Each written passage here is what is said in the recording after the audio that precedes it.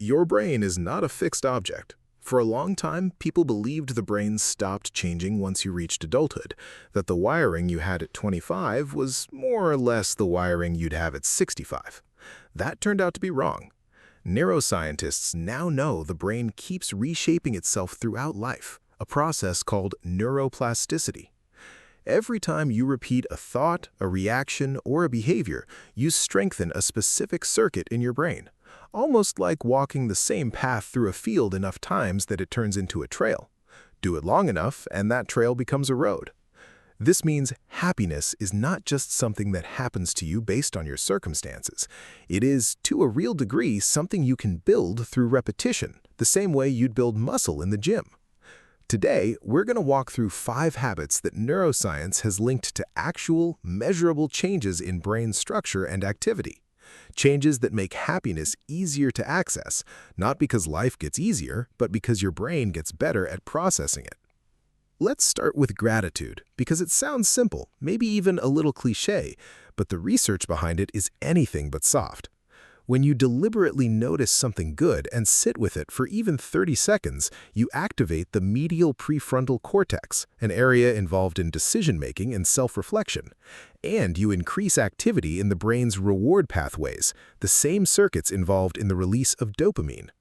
Here's the part people miss. It's not the big, dramatic gratitude that does this. It's the small, repeated kind.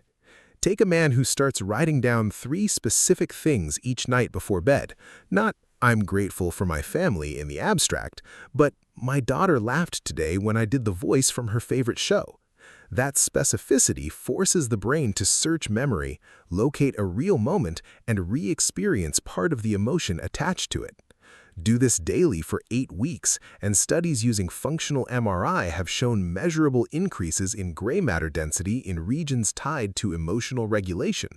In plain terms, your brain gets faster and more efficient at generating positive emotion on its own, without you needing to consciously dig for it.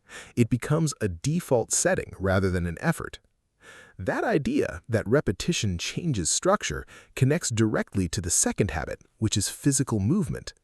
Exercise doesn't just burn calories or build muscle, it directly increases a protein called brain-derived neurotrophic factor, or BDNF. Think of BDNF as fertilizer for your neurons. It supports the growth of new brain cells and strengthens the connections between existing ones, particularly in the hippocampus, which is heavily involved in mood regulation and memory. This is why aerobic exercise, even something as ordinary as a 30-minute walk 5 days a week, has been shown in clinical trials to reduce symptoms of depression as effectively as some medications for mild to moderate cases. Consider a woman who felt flat and unmotivated most afternoons, low energy, low interest in things she used to enjoy. She didn't join a gym or start training for a marathon, she just started walking around her neighborhood after lunch. No phone, just walking. Within a few weeks, she noticed she wasn't dreading her afternoons anymore.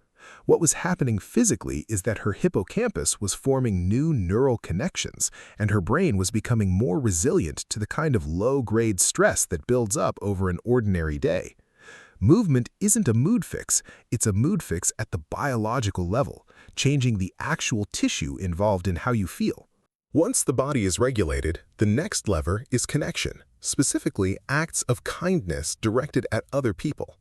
This might be the habit that surprises people most, because kindness feels like it should benefit the receiver more than the giver. But the brain doesn't work that way. When you help someone, even in a small way, your brain releases oxytocin, a hormone associated with bonding and trust, and it activates the same reward circuitry that lights up when you receive good news yourself. There's a phenomenon researchers call the helper's high, a genuine physiological state, not just a nice turn of phrase. Picture a man who starts a habit of paying for the coffee of the person behind him in line, just once a week, no expectation of thanks. It costs him almost nothing, but he described feeling a lift that lasted the rest of the morning. What's happening in his brain during that moment is a spike in dopamine and oxytocin together, a combination that not only feels good in the moment, but with repetition begins to lower baseline levels of cortisol, the body's main stress hormone. Kind actions, repeated over time, essentially recalibrate your stress response system to run cooler, so you're less reactive to everyday frustrations. That lower reactivity connects naturally to the fourth habit, which is mindfulness, or more precisely, the practice of noticing your thoughts without immediately reacting to them. The amygdala is the part of your brain responsible for detecting threats and triggering fear or anxiety responses.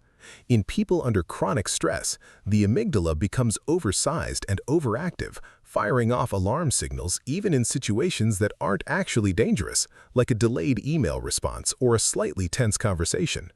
Regular mindfulness practice, even just 10 minutes a day of sitting quietly and observing your breath and thoughts without judgment, has been shown in brain imaging studies to physically shrink the amygdala over an 8-week period, while simultaneously thickening the prefrontal cortex, the region responsible for rational thought and emotional control.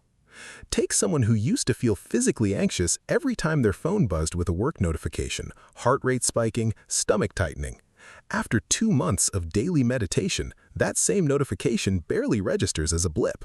Nothing about their job changed. What changed was the relationship between their amygdala and their prefrontal cortex, with the rational, calmer part of the brain now having more influence over the fear-based part. This is the habit that essentially turns down the volume on your internal alarm system. The fifth habit ties all of this together, and it's genuine face-to-face social connection. Not the scrolling kind, but real time spent with people who know you. Humans are wired for this at a level most people underestimate. When you have a real conversation with someone, making eye contact, reading their tone, reacting in real time, your brain activates mirror neurons, cells that fire both when you perform an action and when you watch someone else perform it.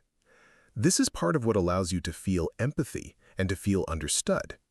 It also stimulates the vagus nerve, which runs from your brainstem through your organs and plays a major role in regulating your heart rate and your stress response. Higher vagal tone is linked to better emotional regulation and even better immune function. Think about the difference between texting a friend, "How are you?" and actually sitting across from them for an hour.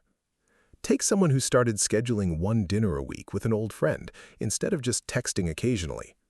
After a few months, they described feeling more grounded, less anxious, more like themselves. That shift wasn't just emotional, it was measurable in terms of vagal tone and stress hormone levels. Isolation, even the subtle kind where you're surrounded by people but never truly connect, keeps your nervous system on low-grade alert. Real connection switches that off. What ties all 5 of these habits together is repetition and specificity. None of them work as a single event. Writing down one gratitude list, going for one walk, doing one kind act, meditating once, having one good dinner conversation, none of that rewires anything.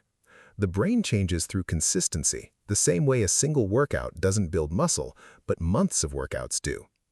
The encouraging part is that you don't need to do all 5 at once, and you don't need to do them perfectly. Pick one. Do it consistently for a few weeks, and pay attention to what shifts, not just in your mood, but in how quickly you recover from bad days. That recovery speed is often the clearest sign your brain is actually changing beneath the surface, becoming, quite literally, wired for more resilience and more happiness than it was before.